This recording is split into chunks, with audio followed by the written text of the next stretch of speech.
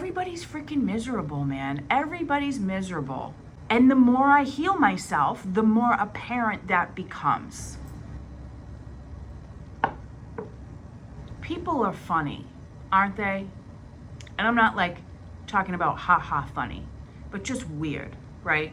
One of these weird things, crazy things, is realizing how weird people are, how funny people are, how sensitive people are.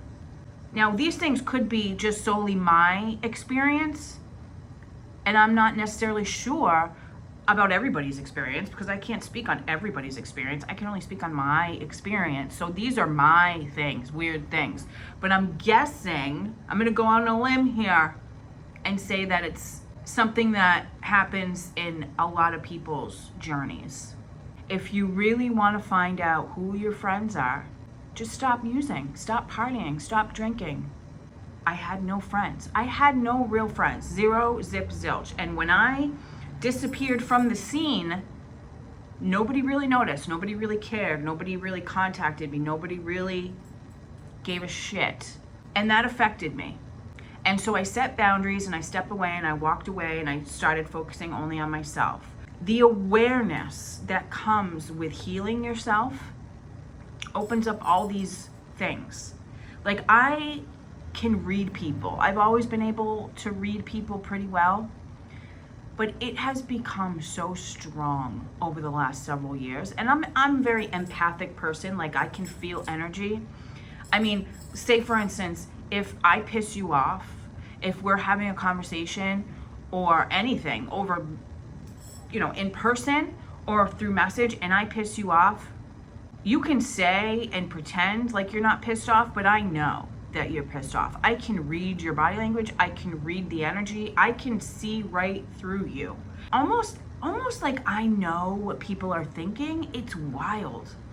I always thought that I was overthinking things because I would feel like a discrepancy in what people were saying versus what they were doing, or their actions, or their behaviors, or their expressions. Like, I would notice a discrepancy and I would know intuitively what they really mean, what they really thought, what they were really thinking. But I would always second guess myself and be like, no, And, you're being paranoid. You're being a little too sensitive. Like, they're not mad at you. They didn't take that the wrong way. They said they were fine. And stop reading too much into it. But the more I've experienced along this journey, the more I've healed myself, the more dysfunctional people have become.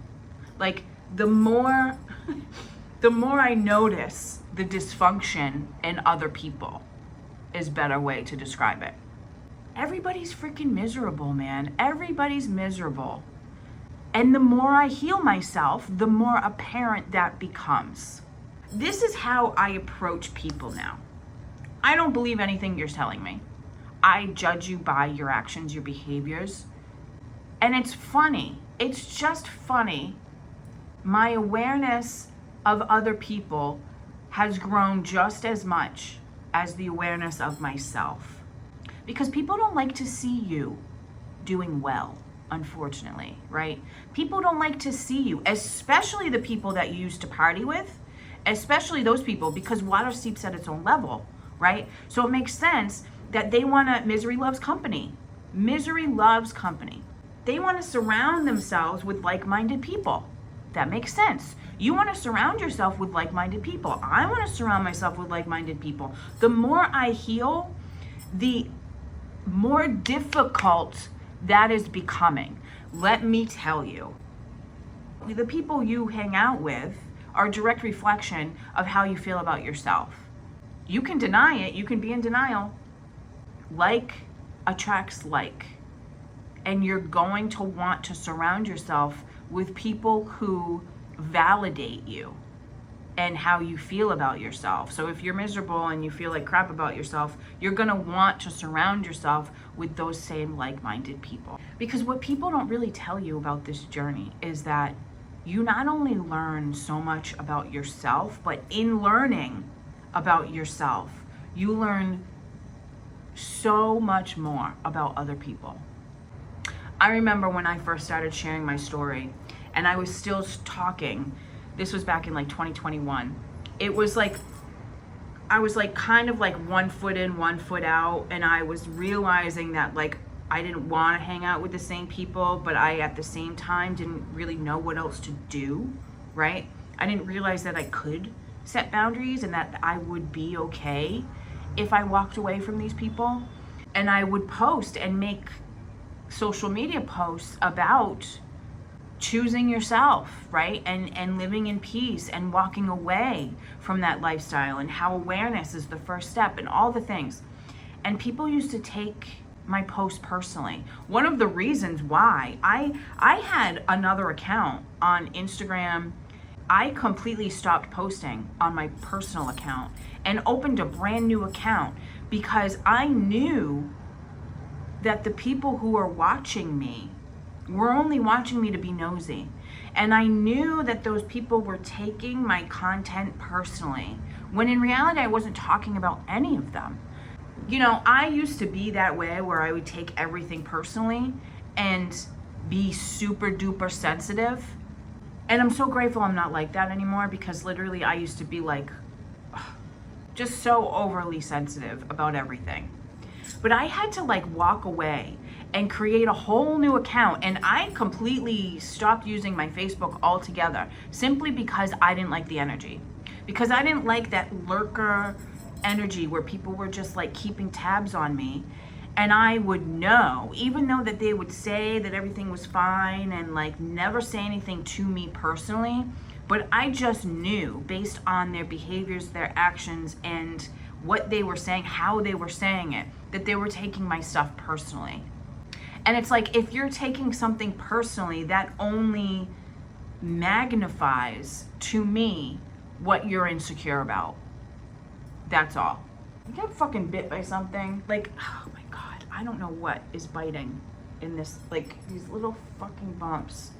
It's so annoying. I try to hang out with people, and I've slowly learned over the last several years that everybody who is here, all the expats and the gringos, people who are not from here, that live here from different countries, are all incredibly broken people. And I've tried to hang out with a few people here and there that like aren't addicts or alcoholics and like don't party all the time, but even those people are incredibly broken. It's like they have these huge open wounds, right? That become just, it becomes so apparent to me in conversation. Like there was this chick that I started hanging out with recently. We went to Cancun, we went, you know, shopping together, and we did a few things together. And through conversation, I realized like, wow. And it was, I realized how miserable she really is and how broken and unhealed. And it's not my job or my responsibility to be like, listen, you're broken. You need to heal this. But as soon as I realized this, it was almost as if I was like, not you too. Do you know what I'm saying? It's just incredibly difficult to find like-minded, healed people, because I protect my peace at all costs today. Like if I get even the slightest tinge of bad energy from you, or like chaotic, dysfunctional, miserable energy from you, I'll just stop talking to you. Like there, no explanation, no nothing. I'll just walk away, because you know what? I don't owe anybody an explanation. And one of the ways, it's like, I test people sometimes, right? I do like little undercover tests. And I'll ask somebody, you know, how are you? And if another person answers that question by complaining about everything, I instantly know, like, your energy is bad. I don't want to hang out with you. I don't want to, who the hell wants to hang out with somebody who complains all the time? I'll tell you who. People who complain all the fucking time are the people who want to hang out with people who complain all the time. And I understand that my words have power, and I try so hard not to complain, because that's one of the things one of the behaviors I used to do all the time. I was like the queen of Debbie Downer town. I was like the original Debbie Downer. So if I get a tinge of Debbie Downer energy from you, sorry, like that's a huge red flag. Relationships are interesting. And the more I heal on this journey, the more I realize that, you know what? The people that I need in my life will find me.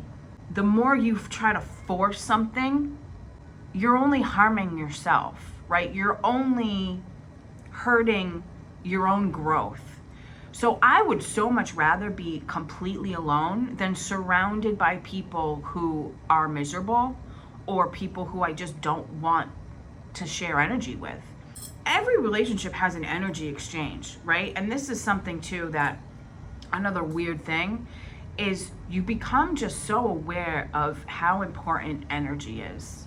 Like, I wasted so much energy on being negative. It took so much more energy to be negative all the time than it does now. Because remember when you were a kid, or even probably still when you're adult, I did it when I was adult. I did it as an adult.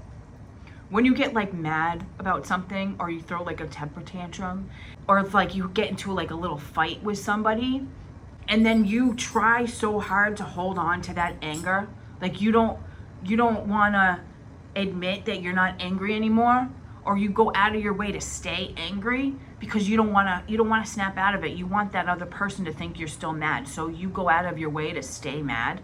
Like, you don't want to change your mood because you don't want that person to think that you're over something. It's like it took so much energy just to stay negative all the time and to let it go. It is so much easier to change that thinking pattern like a toddler. Like, I mean, I behaved like a toddler all the way up until I was 40. I mean, let's be for real.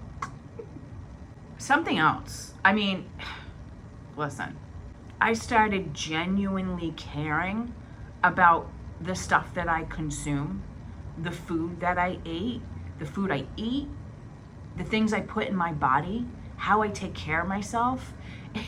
It's like, I used to be incredibly okay with just, eating crap food all the time and treating myself like garbage.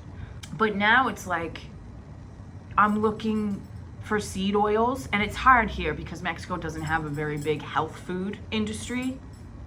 Like, they just don't. So it's almost impossible to like be as healthy as I want to be here, or like organic stuff. Like, there's no, I mean, where I'm at in Mexico, a tiny island, there's really no options for organic food or anything that doesn't have seed oils or anything. But like, I'm in the grocery store looking at labels, like I'm looking at the amount of protein, I'm looking definitely at the added sugar, but then I'll buy a bag of candy. But still, progress, not perfection, right? I literally like plan my food around my protein intake. My energy is so important to me. I was saying to somebody the other day, like, how in the hell did I survive for so long? Not sleeping, not eating, not bathing, not cleaning, not taking care of myself. Now it's like I'm in bed by 10, I'm in my pajamas by 8, sleeping definitely by 11. I'm like, who is this girl? I love food. I love food. Food makes me happy. And I've always loved food. I think it's because I'm from an Italian family. And it's one of the things my dad and I, we would always talk about food. He'd be like, hey, Ange, what'd you eat today? Did you eat anything good today? What'd you eat today? We'd always talk about food. So it's like, it's one of the reasons why I kind of can't wait to get back to the States, because I'll have access to like so much better food. And in a lot of ways, I'm like, is this just me getting older, or is it me like healing? And I think a lot of it is both. I have supplements. I take supplements. I could never take supplements before because I never would remember, never would care enough. Now I take omega-3s, I take collagen, I take magnesium, it's like, what is that? Vitamin C, I take zinc, all the things. Because when it first started, and this is another thing too, I had no idea where it was gonna lead me. Absolutely zero idea. I was just going by blind faith, one step at a time, one foot in front of the other, one day at a time, like for real. I had no idea how much this work was going to change my entire life. So it was really one thing at a time, and I would address things as it would come. But it was really, and I think it's important to say, a roller coaster ride, because I would start to get my confidence back, and then something else. It's like my self-esteem was up and down, up and down. My confidence was up and down, up and down. I had put on a bunch of weight, so my confidence, my self-esteem went down. But then that made me realize how much and how hard I was on myself. So as my confidence, my self-esteem went down and I started being harder on myself and beating myself up for things, it only gave me more awareness as to how hard I was on myself, and to recognize that I needed to step back, that I needed to give myself grace. So this is just a reminder that even the hard times, the unexpected downs and the valleys that are experienced in this journey happen for a reason. A lot of times those behaviors of being so hard on ourselves and beating ourselves up over, the littlest things, those things need to be identified so that they can be healed. Because you can't really come out on the other side if you're still hating on yourself. If you beat yourself up all the time, that is only a red flag and a huge indicator that you don't like yourself very much. I mean, think of it like, I think of it as how I treat my puppy child. I would never be mean to my puppy child. I would never talk badly to her. I would never beat her up to the point of ruining her confidence or her self-esteem. The only thing I want to do is build her up and build her confidence so that she can feel good about herself. I'm talking about my puppy child like a human, but I'm also thinking of what we do to kids. I'm not a mom of a real kid, of a real person. I have a fur baby, but just a child or another person or someone else who is going through this stuff, you would never beat them down. So why would you do it to yourself? That's how I thought of it. This was a huge thing for me. When I adopted her, it was such an eye-opening experience because things I would do for her, I was not doing for myself. I wanted to protect her at all costs, so it made me realize, why am I not protecting myself? I would go out of my way to make sure she had a well-balanced diet, to make sure she always had the food that she needed. But for me, I would always put myself on the back burner. I would be like, oh, I don't have any food. That's all right. I can wait till tomorrow. Oh, I don't have, what I want to eat. That's okay. I'll put it off. I put it off. I wouldn't eat. Or I would put myself last. It was a huge difference how I treated her versus how I was treating myself. In so many ways, getting her healed my soul because it only magnified the behaviors I needed to heal and how I was treating myself. So that was wild. I did not see that coming, that's for sure. So I don't know, man. This has been a wild trip, a wild and bananas roller coaster, all the things. But I honestly wouldn't change it for anything. So with that, I think that's all I have to say. I can't believe I blabbed on for 34 minutes. I had no idea what I was gonna say. I always fly by the seat of my pants. I really think I should start making scripts, or at least sometimes I take notes, but I'll have these ideas and I'll think of these things and then I'll be like getting ready or doing something or just walking down the street or in the middle of the grocery store and I'll have an idea and I'll start thinking about it and then I won't write it down or I won't remember that exact thought I was thinking, and then I'll make a video and then I'll go all the way through and edit the video and cut out, the chaos, and then I'll remember, oh, I forgot to say this. So that's annoying. So maybe I gotta start being more organized about this. So with that, thank you so much for being here. I love you so much, and I'll see you in the next video. One of the things that really sucks about living here is the electronics. The electronics are awful. And I know more about the electronics than the people who work at the stores. I mean, I'm being so fucking for real with you. So it's happened to me multiple times, and they'll just tell you whatever you want to hear to make the sale. So I've gone to like 3 different places. There's only like 3 different places that sell earbuds, and mine broke the other day. So again, without the earbuds. But today, I went to 3 places. Well, I went to the same place twice. And then there's another place where I know I can get a cheaper price and they have the same ones. So I went there and I'm like, I need something with a microphone. First of all, they didn't have the ones that I was looking for, which is bananas. I know that the store, the grocery store has them, but I was there the other day and literally waited about 40 minutes and nobody showed up in the electronics section after they were paged 3 times. Don't get me started. Don't get me started. But listen, I'm like, bro, do they have a microphone? Yeah, they have a microphone. Guess what? I bought them, overpaid, get home, try them. They didn't have a fucking microphone.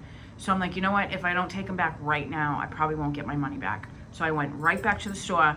These don't have a microphone. Yeah, they have a microphone. Bro, I know what I'm talking about. I need a microphone. Oh, they have a microphone. And he's trying to explain to me how they work. And I'm like, no, I need a fucking microphone that I can use with my voice on video. Like I know more than they do. And it's so frustrating. So frustrating. And then I went to the cell phone store and they're about 3 times the price. And I'm not paying, I don't want individual pieces. I want one that's like held together by a cable because it's so much easier for me because I'll end up losing whatever. So we still don't have fucking earbuds because I can't find any. Bro, this has to come. It is so hot today. It is beyond, I was crying because I didn't even want to go back outside to return the earbuds. That's how hot, it is hot, to the point where my hair feels like it's burning when I step outside. It's bananas. So, let's get into it.